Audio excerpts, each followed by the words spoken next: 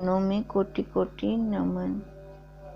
श्री विचार सागर दर्पण की दूसरी तरंग में हमारा चल रहा था कि शंकावादी ने ये शंका की थी कि किसी भी वस्तु में भ्रांति अगर होती है तो उसके 5 कारण हैं भ्रांति के। अब वो क्या सिद्ध करने पे बैठा है कि अगर किसी वस्तु में भ्रांति हो रही है तो वो खाली ज्ञान से नहीं खत्म हो सकती, उस भ्रांति के लिए हमें कर्म करना पड़ेगा, फिर जाकर वो भ्रांति का निवारण होगा। अब सबसे पहले उसने बताई थी सत्य वस्तु के ज्ञानजन्य संस्कार। भी पहले आप कह रहे हो कि ये भ्रांति हुई है हमें। ये भ्रांति कैसे है? जैसे रस्सी है, रस्सी में मैं सांप देख रहा हूँ तो उसके कारण ये सारा मेरे को सच्चा लग रहा है, और जबकि है नहीं। तो कहते हैं गुरुदेव ये ऐसा तो पॉसिबल है ही नहीं। अब पहली शंका उसने इसलिए ये की कि सत्य वस्तु के ज्ञानजन्य संस्कार, मतलब कि अगर रस्सी है वहाँ पर तो सांप के संस्कार भी तो पहले अंदर होंगे।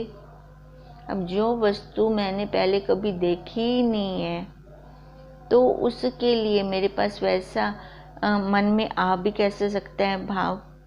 इसका मतलब रस्सी को भी मैंने पहले देखा है और सांप को भी पहले मैंने देखा है। अब मेरे को पता है भी सांप है वहाँ पर मेरे को पता होगा ना भी सांप कैसे होता है, तभी तो उसका मेरे को भुलेखा लगेगा। तो अब उसके लिए गुरुदेव ने आंसर दिया था उसको कि जरूरी नहीं है जो ये नियम तू बता रहा है कि ये नियम सही हो, भी पहले उस वस्तु के संस्कार हो तभी जाके में भ्रांति होगी। अब कई बार हमने सांप टीवी में देखा है या बुक्स में कहीं देखा है, तो वो तो हमने रियल में तो नहीं देखा, वो प्रतिभासिक सांप देखा है, तो उसके संस्कार भी तो आ गए, उसके संस्कारों से भी तो भ्रांति हो गई। अब दूसरा उदाहरण गुरुदेव ने भूत का दिया था। चलो वो टीवी वाला सांप और बुक्स वाला सांप तो कह सकते हैं कभी ना कभी तो किसी ने देखा होगा जिसने बनाया वहाँ पर ये भूत किसने देखे? पर उसके संस्कारों से भय तो लगता है ना। तो ये जरूरी नहीं है कि पहले वो वस्तु होगी तभी उसके संस्कार आएंगे। ऐसे अधिष्ठान के ज्ञान से ही निवृत्ति, कहती है भ्रांति की निवृत्ति कैसे होती है? अधिष्ठान के ज्ञान से ही निवृत्ति होती है कि वहां कुछ नहीं था, रस्सी थी। इसका मतलब ये बाहर जगत में कुछ भी नहीं है। तो उसके ज्ञान से, आत्म ज्ञान से ही तो ये निवृत्ति हुई। जिसको मैं सांप समझ के भय खा रहा था वहां पर कुछ भी नहीं है। अब कहता है चलो गुरुदेव ये बात तो मैंने मान लिया आपकी। अब दूसरी शंका कि अधिष्ठान में सदृश्य पने का दोष। अब वो क्या कह रहा है कि जीवों को जगत की भ्रांति हो रही है, क्योंकि वो जैसे अधिष्ठान रस्सी लंबी है, अब सांप भी तो लंबा है, वो दोनों की एक जैसी तो आकार है दोनों का, तभी तो ये भ्रांति हुई। अब इसका मतलब उस आकार को पहले कहीं ना कहीं देखा होगा, उसके देखकर जो संस्कार अंदर गए वो होंगे। तो गुरुदेव उत्तर दे रहे हैं कि सत्य वस्तु के ज्ञान के संस्कार का होना ये जरूरी नहीं है। जैसे भूत का उदाहरण दिया था, अब शंकावादी दूसरी शंका कर रहा था कि पहले उसके सादृश्य हमने कोई वस्तु देखी है, जैसे रस्सी लंबी है, टेढ़ी मेढ़ी है, तो सांप को भी पहले हमने इन्हीं संस्कारों के साथ ही देखा है। तभी हमने वही सांप की ही शंका की। अब वहां पर कुत्ते या बिल्ली की शंका नहीं की, क्योंकि हमने सांप को देखा है, उन संस्कारों से प्रत्यक्ष देखा है। तो गुरुदेव उत्तर दे रहे हैं कि ये शंका भी सही नहीं है। जैसे भूत की फोटो बना लेते हैं, लंबे लंबे कान, लाल आंखें, लंबे उसके हाथ, काला काला उसका पूरी बॉडी बना देते हैं। तो पहले किसने भूत को देखा, या उसके संस्कार किसके अंदर थे? देखो, जैसे अब शंकावादी कह रहा है कि देखते हैं तभी तो उसके संस्कार अंदर जाते हैं। प्रत्यक्ष देखा था ना सांप को, तभी तो उसके संस्कार अंदर गए। अब गुरुदेव कहते हैं भूत के संस्कार कैसे गए? फिर भी तो भूत से डर लगता है, उसकी भ्रांति से डरते देखा भी गया है। बच्चे डरते हैं उसकी भ्रांति से, जबकि किसी ने देखा ही नहीं आज तक भूत होता कैसे है, काला होता है, गोरा होता है। ये तो एक मन के भाव बना लिए ना। वो काला काला होता है, लंबे लंबे हाथ होते हैं, लाल लाल आंखें होती हैं उसकी। देखो अब वो संस्कार कैसे गए किसी के बार बार कहने पर। अब जो चीज बार बार रिपीट होती है वो संस्कार रूप में अंदर वैसे दृढ़ हो जाती है और बाहर हमें वैसे भासने लगता है। अब जैसे आकाश में नीलेपन की भ्रांति, अब दूसरा उदाहरण दे रहे हैं। आकाश में नीलेपन की भ्रांति हो रही है, पर आकाश नीला तो नहीं है। अब जितने ऊपर जाते जाओ, पोलम पोल, फिर लगेगा ऊपर नीला, है ही नहीं वहां पे नीलापन। और फिर बच्चे कैसे कहते हैं कि स्काई ब्लू कलर देना, आसमानी रंग देना, क्योंकि उनको वो आकाश कैसे लगता है, आकाश कैसे है, आसमानी है, मतलब स्काई है, स्काई ब्लू है। तो ये स्काई ब्लू की कल्पना किसने की? ये जीवों की ही बनाई हुई कल्पना है। अब इस प्रकार मिथ्या वस्तु के संस्कार कैसे दृढ़ हो गए? ये दृढ़ क्यों होते हैं? जिस बात को बार बार रिपीट करते हैं, दोहराते हैं, तो उसके संस्कार पड़ जाते हैं। ऐसे ही किसी ने कह दिया वहां भूत है, भी तूने भूत को देखा है पहले? तो जो तू भूत बोल रहा है काले रंग का है, डरावना होता है। एक ही बात को अब देखो बार बार छोटे बच्चों को डराते कैसे हैं?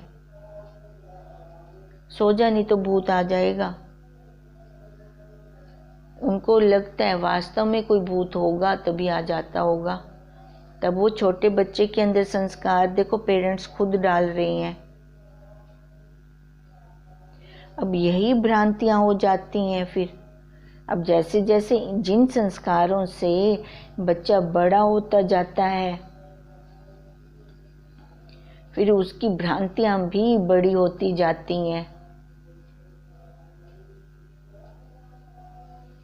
सबसे पहले परमात्मा की सृष्टि जब प्रकट हुई, एको अहम बहुसयाम, देखो सबसे पहले तो वही था। फिर परमात्मा ने संकल्प छोड़ा तो ये जगत और ये जीव फिर बाहर आए, ये प्रकट हुए। अब ये निकले कहाँ से? निकले तो दोनों ही ब्रह्म से, पर अपने मन के कारण ये अपने आप को जिस आकार में देखते हैं, अपने आप को वही मानने लग जाते हैं। अब जैसे हम कह रहे हैं कि बच्चे के मन के अंदर संस्कार कौन डाल रहा है? पहले पेरेंट्स डाल रही हैं। बच्चे जब तंग करते हैं, सोते नहीं हैं, तो डरावा देते हैं पेरेंट्स उनको, सो जा नहीं तो भूत आ जाएगा। उस टाइम बच्चे की बुद्धि इतनी विकसित नहीं होती कि वो समझ सके। तब उसको क्या लगता है, जो माँ बाप कह रहे हैं वो सत्य है। अब इन्हीं संस्कारों के कारण बचपन में वो भूत वाले संस्कार, अब जैसे बड़ा होता जाता है, ये तेरी माँ है, ये तेरी बहन है, ये तेरा भाई है, ये तेरा बाप है, देखो इन संस्कारों में पलता जा रहा है। अब वास्तव में देखें तो उस परमात्मा ने कोई भी कल्पना नहीं की, उसने कुछ भी नहीं बनाया, ना ही कोई जाति बनाई, ना ही कोई वर्ण बनाया। तो ये कल्पना किसने की? ये भ्रांतियों में कौन आया? ये जीव ने ही अपनी कल्पना की। ऐसी स्त्री, अब ये स्त्री भाव वाली भ्रांति हो गई। जो स्त्री के आकार में आया तो स्त्री भाव की भ्रांति हो गई कि मैं स्त्री हूँ, वो संस्कार दृढ़ हो गए। जो पुरुष आकार में आया उसको वैसी भ्रांति हो गई कि मैं पुरुष हूँ। स्वप्न में भी अपने उस पुरुष वाले आकार को वो भूल नहीं पाता। अब ये क्या है? संस्कार दृढ़ होते गए। तो ऐसी जीव भाव वाली इन संस्कारों के कारण भ्रांतियां बढ़ती गई। तभी ये सारी कहानियों के नाम रख दिए गए। अब ये नाम देखो, जब मनुष्य आया तो उसका कोई नाम था, उसकी कोई जाति थी। जब ये जीव प्रकट होके आया, ना तो उसका कोई नाम था, ना उसकी कोई जाति थी, ना उसका कोई वर्ण था, ना उसका कोई आश्रम था। यहीं पर बाहर आकर ही जिस परिवार में आया उस परिवार की स्टैंप लग गई। ये वर्ण आश्रम सारे किसने बनाए? जीव ने अपनी कल्पना के द्वारा नाम दिए सबको। ये अपनी कल्पना से ही उद्बुज खानी, स्वेदज खानी, अंडज खानी और जरायुज खानी के नाम रख दिए गए।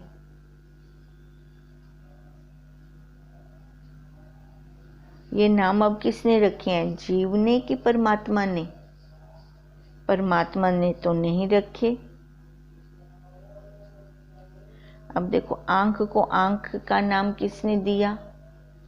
परमात्मा बताने तो नहीं आया होगा ना, ये तेरी आंख है, ये तेरा नाक है, ये तेरा कान है। तो बाहर आज तक जिसको आंख बोला गया, आज तक सभी उसको आंख ही बोल रहे हैं। जिसको कान कहा, नाक कहा, ये पार्ट्स ऑफ बॉडी जो जिसने जैसे रखे शुरुआत में, आज तक वो वैसे ही चल रहे हैं।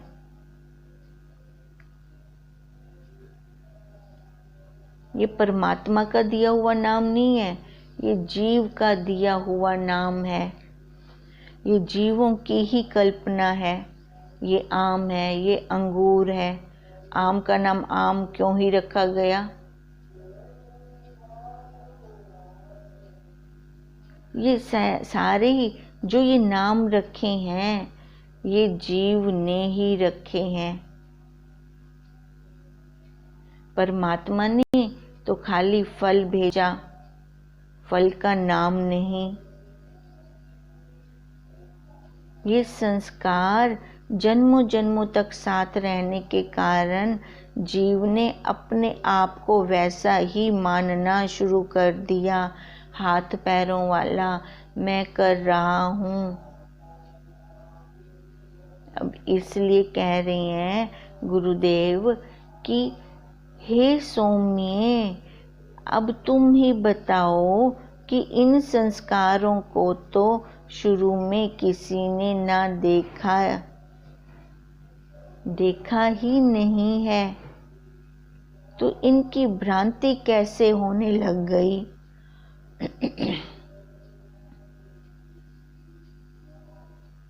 अब किसी ने देखा हो, क्योंकि ये मन की कल्पना से बनाए हुए हैं सब, जिसने शुरुआत में बनाया होगा, नाम रखे होंगे, क्योंकि परमात्मा ने तो वो प्योर भेजा एक यहाँ नाम इस जीव ने कल्पे सबके, तो वो कल्पना शुरुआत में जिसने की होगी, तो वही संस्कारों की दृढ़ता से आज तक ये मैं मेरा ही चलता आ रहा है। तो यहीं पे ही भ्रांति होनी शुरू हो गई। अब बताओ वो किसने देखा पहले? जो तू ये शंका कर रहा है सादृश्य दोष की भ्रांति हो सकती है। अब सादृश्य दोष की भ्रांति कैसे होगी? अब किसी ने कुछ कहा पहले, किसी ने देखा ही नहीं उस साक्षी को, तो उसके सामने जितनी भी ये कल्पना की है ये मनुष्य की अपनी ही है। क्योंकि वो जब हाथ पैरों वाले संस्कार में दृढ़ता करता गया तो उसको लगने लगा कि करके ही इसकी निवृत्ति होगी, कर्म करूँगा तभी निवृत्ति होगी। हे सौम्य, तुझे भी ये शंका तभी हो रही है कि ज्ञान से इसकी निवृत्ति कैसे हो जाएगी। सांप जहाँ पे सच्चा पड़ा है, मैं खाली ज्ञान से उसको भगा दूंगा, उसके लिए तो मेरे को कर्म करना पड़ेगा, सपेरा बुलाना पड़ेगा या डंडे लाठी का इस्तेमाल करना पड़ेगा, तभी वो सांप जाएगा ना। खाली मैं प्रकाश ऑन कर दूं, लाइट कर दूं और वास्तव में सांप पड़ा हो और वो चला जाएगा? वो तो जाएगा नहीं। तो इसलिए उसकी निवृत्ति के भ्रांति होने के भी तो वो शंकावादी 5 कारण बता रहा था। इसमें से ये दूसरा कारण उसने सादृश्यपने का बताया कि वो दोनों के संस्कार मेरे अंदर होंगे, देखा होगा तो अधिष्ठान में बिना सादृश्य दोष के भ्रांति फिर होगी। कैसे होगी? इसका मतलब वो होगा, उसके बराबर मैंने देखा होगा, तभी मेरे को भ्रांति होगी। अब गुरुदेव ने उसकी दूसरी शंका का भी निवारण कर दिया कि जो तू कह रहा है ये सत्य नहीं है, ये भ्रांति खाली संस्कारों के कारण आई हुई है। जैसे भूत का संस्कार, भूत को किसी ने देखा नहीं, पर फिर भी तो भ्रांति है, उससे डर रहे हैं, उसके संस्कारों से डर रहे हैं। अब तीसरा कारण वो बता रहा है कि परमात्मा मतलब अंतःकरण में भय आदि के दोष भी वो डरपोक हो। शंकावादी कह रहा है कि जो जीव डरपोक है उसी को ही रस्सी में भ्रांति होगी। गुरुदेव कहने लगे कि यह तो कोई नियम नहीं है, ये भी बात तेरी ठीक नहीं है। अगर कोई शूरवीर भी है और मंद अंधकार में कोई भी रस्सी को वो सांप समझ सकता है, उसको कोई भी वस्तु देख सकता है, मंद अंधकार है ना, ये तो कोई तेरा नियम ना हुआ। शूरवीर के अंदर भी तो ये भ्रांति आ सकती है। अब कई बार अंधेरे में वो बच्चों के लेसिस पड़े होते हैं शूज के, तो वहाँ पे भी भ्रांति हो जाती है अंधकार के कारण। तो ये प्रमाण आपका सही नहीं है। अब मरुभूमि में देखो जल की भ्रांति कितनी होती है। अब जो जिसको बहुत प्यास लगी हो, क्योंकि वहाँ पे रेत रेत होती है, वहाँ पे रेत के टीले होते हैं और दूर दूर तक पानी का नामो निशान नहीं होता। कई बार वो चलते चलते इतने थक जाते हैं मरुभूमि में कि उनको दिखने लग जाता है कि सूरज की किरणें जैसे सीधी रेत पे पड़ती हैं, तो उसकी चमक से भ्रांति होती है कि वहाँ पे जल है। अब वही बता रहे हैं गुरुदेव कि मरुभूमि में भी कई बार जल की भ्रांति हो जाती है, चाहे वो कोई भी हो, चाहे वो शूरवीर ही क्यों ना हो। अगर उसको प्यास लगी है तो उसको लगेगा अब शायद वहाँ पानी दिख रहा है, वहाँ पानी होगा। तो ये नियम भी तेरा सही नहीं है। अब चौथी शंका उसने की थी, इंद्रियों में दोष, पहले परमाता दोष, अब प्रमाण दोष। जो हमने पहले किया था सादृश्य पन्ने वाला, वो परमेय दोष था, परमेय, परमाता, प्रमाण। अब वो चौथी शंका क्या कर रहा है कि प्रमाण दोष मतलब इंद्रियों में दोष होने के कारण भी कुछ का कुछ देखा जा सकता है, भ्रांति हो सकती है। गुरुदेव बता रहे हैं कि तुम कह रहे हो कि आँख में दोष होने के कारण भी भ्रांति हो सकती है, तो उसके लिए आत्मज्ञान की क्या ज़रूरत है। अब शंकावादी कह रहे हैं ना, ये वो कर्म करने से, मतलब कि डॉक्टर से आँख ठीक करवा लेने से यह भ्रांति चले जाएगी, खाली ज्ञान से यह भ्रांति नहीं जाएगी। गुरुदेव शंकावादी को बड़े प्यार से समझा रही हैं कि देखो, पहले हम सब क्या कहते थे कि आकाश नीला है।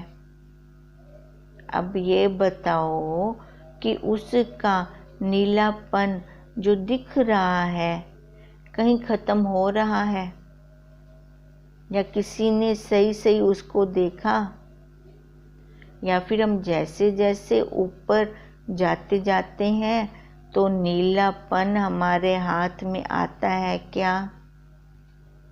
चाहे हेलीकॉप्टर से, एरोप्लेन से ही हम ऊपर क्यों ना जाएं कि नीले रंग को पकड़ेंगे। तो इसका मतलब सभी की आंखें खराब हैं।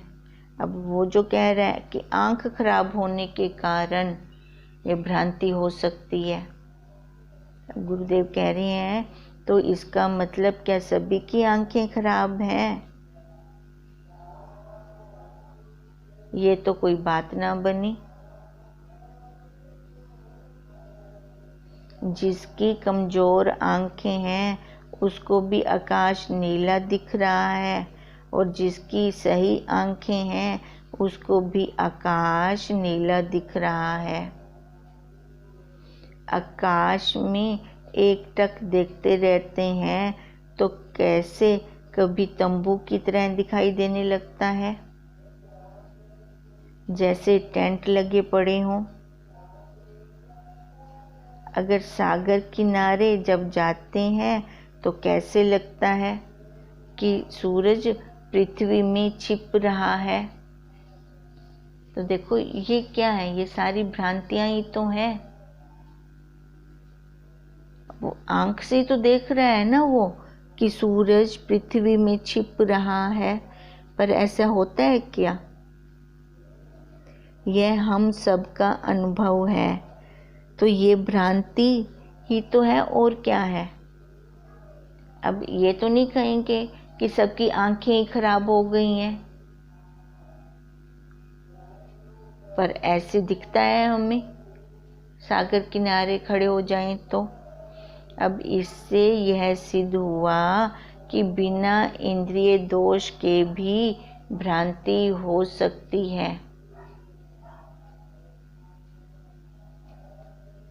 अब तू जो कह रहा है कि ये भ्रांतियाँ, ये 5 दोष होंगे तभी उसको भ्रांति होगी, पर ये कोई नियम नहीं है कि आत्मज्ञान से ये भ्रांति कैसे दूर होगी। देखो ये खाली ज्ञान से ही ये भ्रांतियाँ दूर हो रही हैं।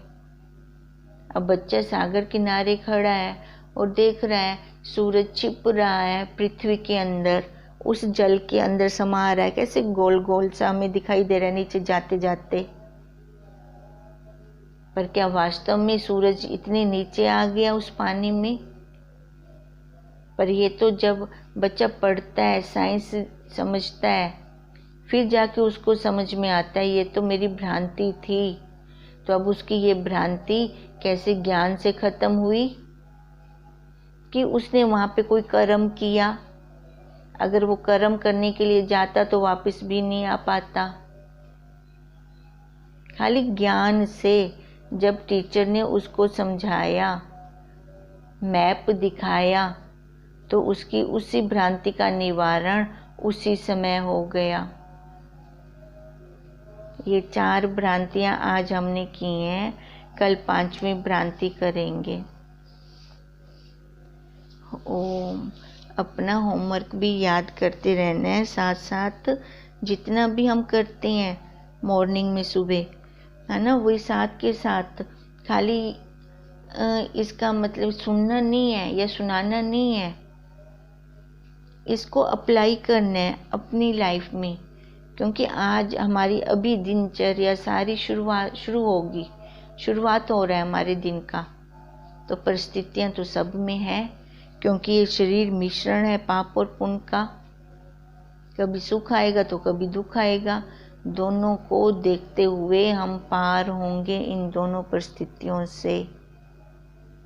तभी हमारी इस क्लास का बेनिफिट है, तभी हमारा ये टाइम सार्थक है। ओम तम नमामि हरिं परम। ओम तम नमामि हरिं परम। ओम तम नमामि हरिं परम। ब्रह्म स्वरूप गुरुदेव के चरणों में कोटि कोटि नमन।